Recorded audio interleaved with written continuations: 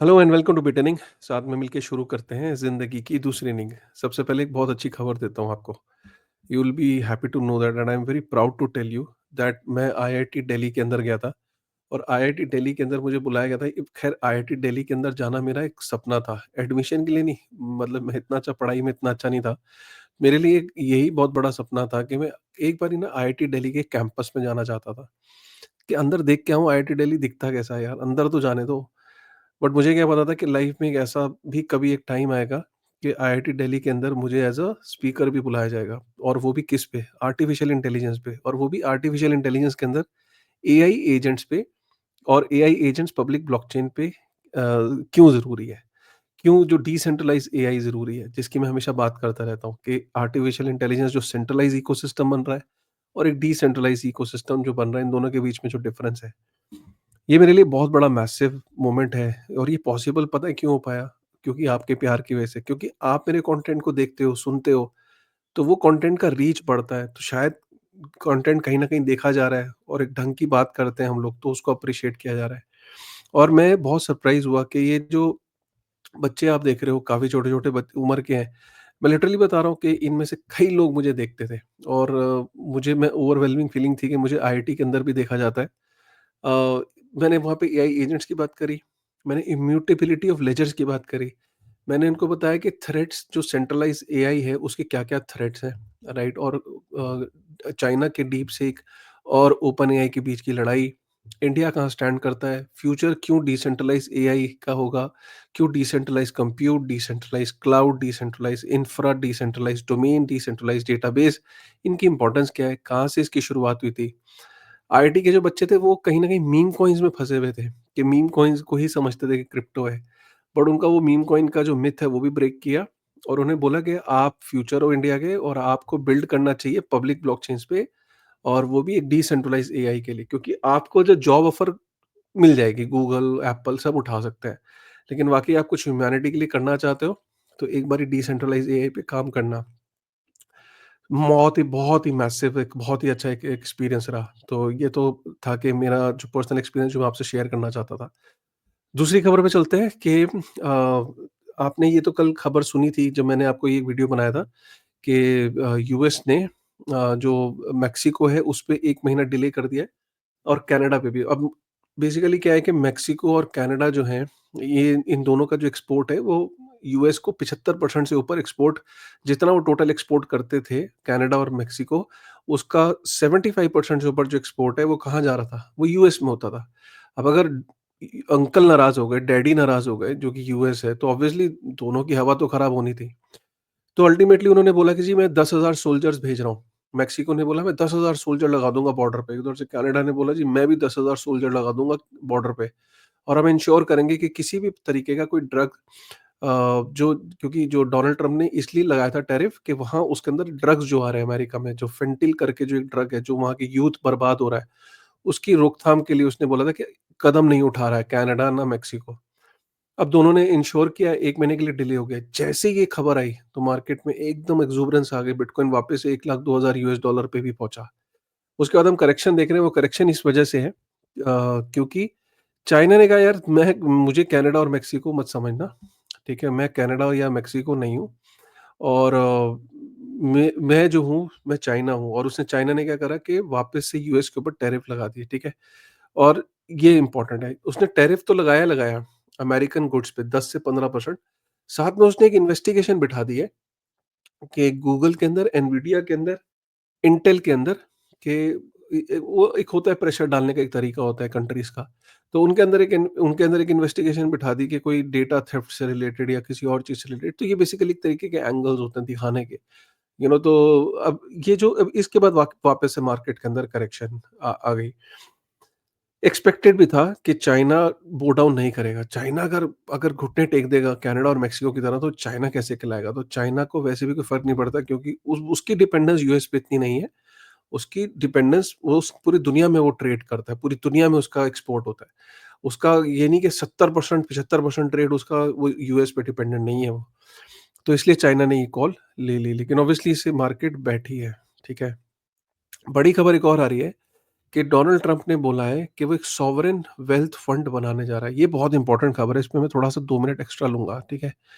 Sovereign wealth fund का मतलब क्या होता है, ये समझो। सॉवरेन वेल्थ फंड फंड का मतलब ये है कि सरकार कह रही है कि मेरी जो इनकम हो रही है, मैं उसका एक फंड बनाऊँगा, जो भी मैं टैक्स कलेक्शन कर रहा हूँ या जो भी चीज़ है, वो फंड इकट्ठा करूँगा और उस फंड को मैं इन्वेस्ट करूँगा। क्लियर हो गया?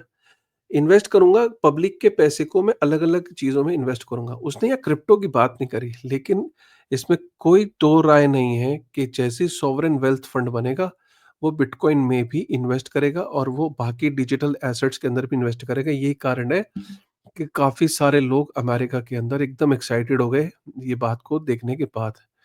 क्योंकि सॉवरेन वेल्थ फंड जो है, ये अमेरिका जो है, एक तो मेड इन जो अमेरिका का जो क्रिप्टो की बात हुई थी, उसमें प्लस जो सिंथिया लूमिस है, उसने भी बोला कि this is a big deal और बी को बिटकॉइन की तरह बनाया। तो एक ही तरह का हिंट दिया है, तो सॉवरेन वेल्थ फंड जो है वो बिटकॉइन में इन्वेस्ट कर सकता है। दुनिया का सबसे बड़ा बाय द वे जो सॉवरेन वेल्थ फंड है, वो नॉर्वे का है, ठीक है?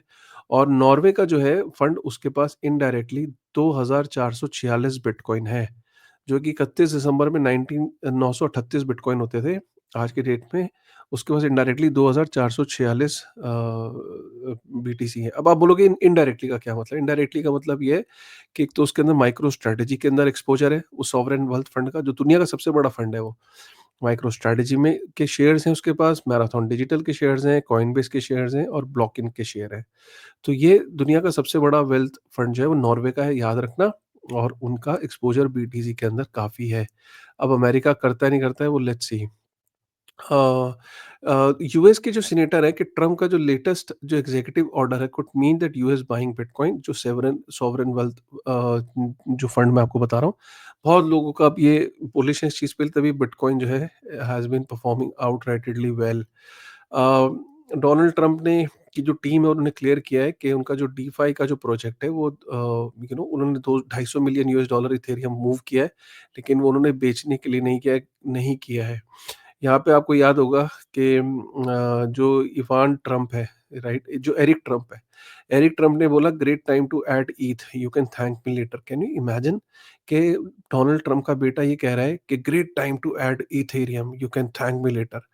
और उसके बाद जो है वो उन्होंने मूव कर दी कॉइनबेस पे। तो बहुत लोगों ने बोला यार ये क्या हो रहा है? मतलब एक तरफ बेटा कह रहा है कि इथेरियम जो है it's a great time to buy, और दूसरी तरफ वर्ल्ड लिबर्टी फाइनेंस जो है वो इथेरियम को कॉइनबेस पे भेज रहा है। तो एक तरफ वो पंप कर रहा है, दूसरी तरफ बेचने की चल रही है। लेकिन फिर उन्होंने बाद में बोला कि नहीं, हम बेच नहीं रहे, it's just a normal routine जो हम कर रहे हैं, ठीक है?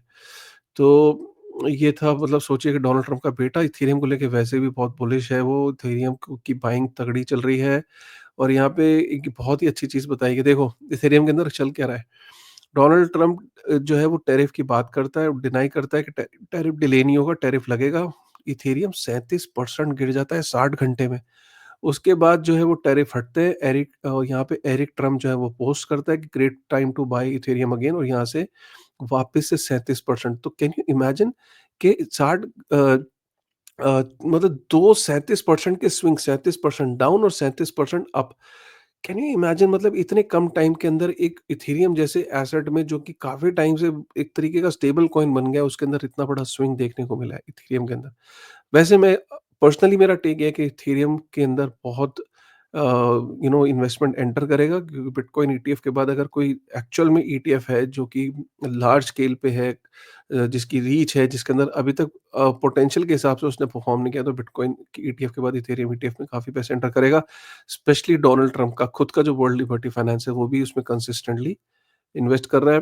भूटान जो है 4th नंबर पे आ गया है भाई साहब, 780 million US dollar worth of bitcoin हो गए हैं, व्हिच इज़ 1/3 उनकी जीडीपी का। और हाइड्रो पावर से वो बिटकॉइन को माइन कर रहे हैं। यार ये बहुत इंपॉर्टेंट चार्ट है यार, ये मतलब आप ना इसको सेव कर लो, फोटो ले लो इसकी। ये चार्ट ये दिखा रहा है कि अब हर देश में ब्राज़ील, अर्जेंटीना, ब्राज़ील, चिले, चेक Republic, El Salvador, Germany, Hong Kong, Japan, Poland, Russia, Switzerland और यूनाइटेड स्टेट, इन सब देशों में बिटकॉइन को लेके एक गवर्नमेंट ऑफिशियल ने बात करी, तो बिटकॉइन कौन से स्टेज पे है, मतलब वहाँ पे बिटकॉइन को स्ट्रैटेजिक रिज़र्व बनाने की इन सारे देशों में बात हुई है। बात किसने करी? किसी एक गवर्नमेंट ऑफिशियल ने। कौन गवर्नमेंट ऑफिशियल? जैसे जनरली पार्लियामेंट के अंदर किसी न किसी ने बात छेड़ दी है। अब उसकी प्रोग्रेस देखी जा रही है। भाई एल साल्वाडोर में तो लीगल टेंडर हो ही गया था। ब्राज़ील में ये तीसरे लेवल पे, मतलब पॉलिसी लेवल पे पहुँच गया। स्विट्ज़रलैंड पे पॉलिसी लेवल पे है और यूनाइटेड स्टेट में पॉलिसी लेवल पे है। बाकी देशों में लेजिस्लेटिव प्रोसेस इनिशिएट हो गई है। तो ये एक तरीके का ग्राफ है, बहुत शानदार, जो आपको ये बता रहा है कि हर देश में इस टाइम क्या प्रोग्रेस है। यहाँ पे आज राहुल कंवल जो हैं, जो इंडिया टुडे से हैं, उन्होंने एक क्वेश्चन पूछा फाइनेंस मिनिस्टर से, बोला कि क्रिप्टो के ऊपर खास तौर पे, जिन्होंने बोला कि 97 of trading has left India. 6,000 crore का रेवेन्यू लॉस हो गया है। वेब 3 टैलेंट बाहर मूव कर गया है और हेवी टैक्सेशंस की वजह से हो रहा है ये सब। तो आपका इस पे क्या कहना है? तो बात को डायरेक्टली फाइनेंस मिनिस्टर ने कुछ नहीं कहा। बस इतना लास्ट में क्वेश्चंस को अवॉइड करते-करते उन्होंने बोला, जब राहुल ने बोला कि नहीं आप बताओ ना, डोनाल्ड ट्रम्प जो है वो अमेरिका में ये हो रहा है, अमेरिका में वो हो रहा है, तो फाइनेंस मिनिस्टर ने बोला कि हम इंडिया में हैं, लेट्स टॉक अबाउट इंडिया, और ये कह के वो क्लोज़ कर दिया। तो कोई डायरेक्ट आंसर नहीं किया। But I think let's give it to Rahul कि डायरेक्ट क्वेश्चन पूछना और सही क्वेश्चन पूछना भी इम्पोर्टेंट होता है। आंसर चाहे नहीं मिला, बट एटलीस्ट एक पब्लिक फोरम पे ये पता लगा कि क्या कितना लॉस हो रहा है क्रिप्टो को। तो ये I think it's a good sign. Though we didn't got an answer, but somewhere it was expected also, एक स्टैंडर्ड आंसर था, वो मिला। बट एटलीस्ट जो राइट क्वेश्चन है विद फैक्ट्स वो पूछे किसी ने, so let's give it to Rahul, ठीक है। और उसके बाद हम चलते हैं कि टोक्यो में जो मेटा प्लैनेट है, जो वहाँ की माइक्रो स्ट्रैटेजी है जापान की, उसके अंदर आप देख सकते हो कि ट्रेडिंग वॉल्यूम कितना बढ़ गया है जब से उसने ये बिटकॉइन जो माइक्रो स्ट्रैटेजी के प्लेबुक को जब से उसने फॉलो किया है। गोल्ड जो है वो 2830 यूएस डॉलर, 2830 यूएस डॉलर पहुंच गया, which is an all time high, which is like gold is has been doing exceedingly well। El Salvador ने 11 बिटकॉइन खरीदे हैं फिर से। उसके बाद हम अगर हम जापान के अंदर देखें, Oklahoma introduces bill to allow state employees to be paid in bitcoin. ये जापान के अंदर बातें शुरू हो गई हैं। अ, और जो डोनाल्ड ट्रंप है वो डोज की बहुत तारीफ कर रहा है कि डिपार्टमेंट ऑफ गवर्नमेंट एफिशिएंसी हर दिन 1 बिलियन यूएस डॉलर के आसपास सेव करके दे रही है अमेरिका को। यहाँ पे जो सीनेटर लुमिस है उन्होंने कहा कि bitcoin reserve could help reduce the debt, मतलब जो यूएस का जो डेट है वो 36 ट्रिलियन यूएस डॉलर पहुंच गया है, उसको 50% से नीचे कम कर सकता है बिटकॉइन, जिससे हम पे ऑफ कर सकते हैं। इनफैक्ट इनका ये कहना है कि 15 state support the idea of bitcoin reserve and 11 states have already introduce the bill. America के अंदर 50 में से 15 स्टेट्स ने बिटकॉइन को रिजर्व बनाने का सपोर्ट किया है और 11 स्टेट्स ने बिल भी इंट्रोड्यूस कर दिया है। और उसके बाद थाईलैंड के एसईसी जो है खुद की एक एक्सचेंज बना रही है, सिक्योरिटी एक्सचेंज कमीशन, एक ट्रेडिंग प्लेटफॉर्म बना रही है ब्लॉकचेन टेक्नोलॉजी, जिसमें आप डिजिटल टोकन्स में आप ट्रेड कर सकते हो। इस लेवल की मास अडॉप्शन की बातें हो रही हैं। हो सो ओवरऑल देखो यार, एक चीज को समझो, अ, हम लोग जो बिटकॉइन की बात करते हैं कि इंडिया के लिए अच्छा है, डोनाल्ड ट्रम्प कर रहा है, इसलिए नहीं कि डोनाल्ड ट्रम्प कर रहे हैं हमें भी करना चाहिए, बिल्कुल ठीक बात है। लेकिन डोनाल्ड ट्रम्प जो भी करेगा, वो एक अमेरिका का प्रेसिडेंट है। अगर अमेरिका बिटकॉइन को स्ट्रैटेजिक रिजर्व एसेट बनाता है, उसका इम्पैक्ट डॉलर को मिलेगा। देखो, उसका इम्पैक्ट डॉलर को, या तो वो डॉलर को मजबूत करेगा या वो डॉलर को कमजोर करेगा। कैसे?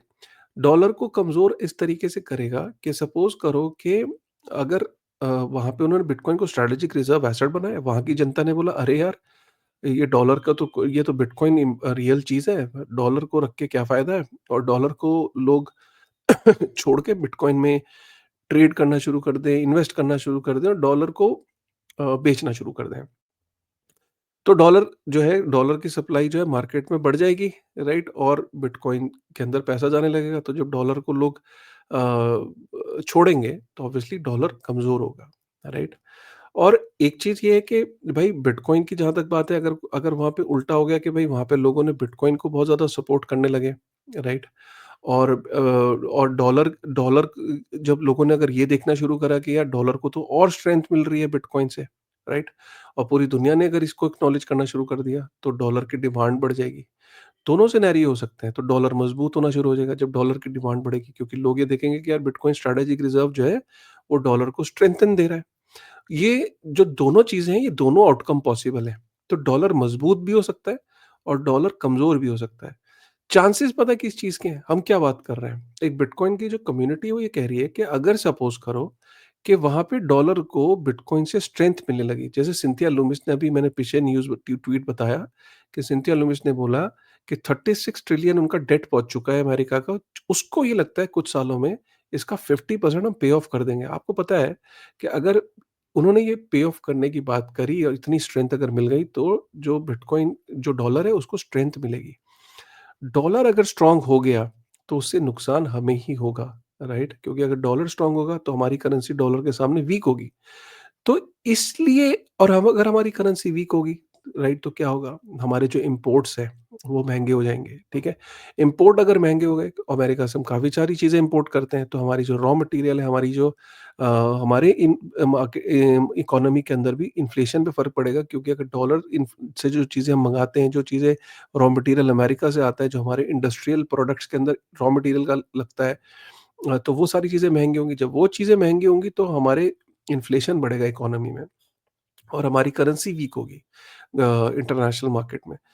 तो डॉ तो बिटकॉइन अगर डोनाल्ड ट्रम्प उसके अराउंड कुछ फैसले ले रहा है, तो उसकी चर्चा करना इसीलिए चर्चा कर रहे हैं।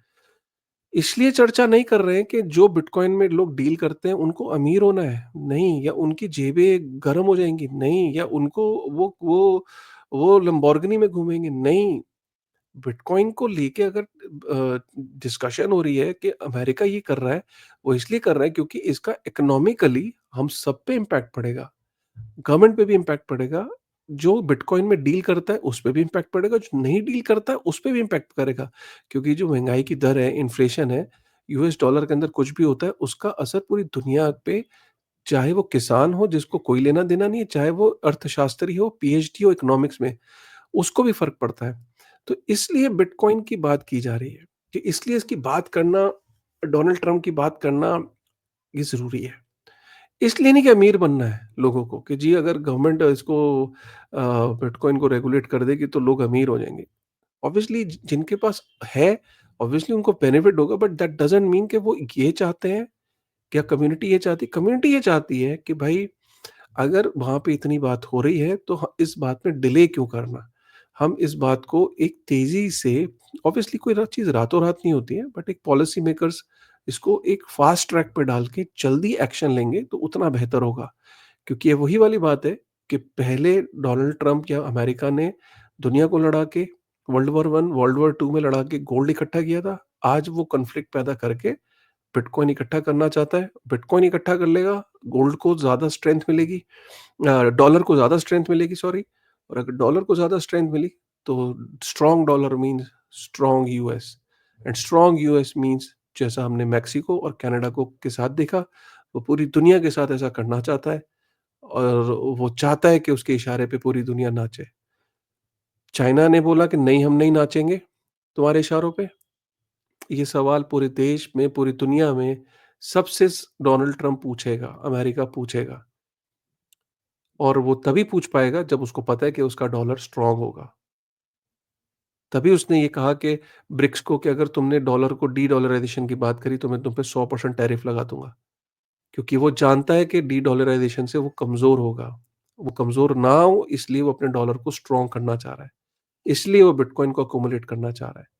अगर वो ऐसा चाह रहा है, हम क्या चाह रहे हैं, हमें उसकी क्लैरिटी होना बहुत ज़रूरी है। चलिए, with this thought thank you very much. अगर ये कंटेंट पसंद आया तो प्लीज़ एक बार सब्सक्राइब करिएगा, चैनल पे पहली बार आए हैं। वीडियो को ज़्यादा शेयर करेंगे तो मैसेज जो है अच्छा, सही मैसेज जो है वो जाएगा, ठीक है ना? और लाइक करेगा, सब्सक्राइब करेगा यार, ठीक है? तो with this thought thank you very much.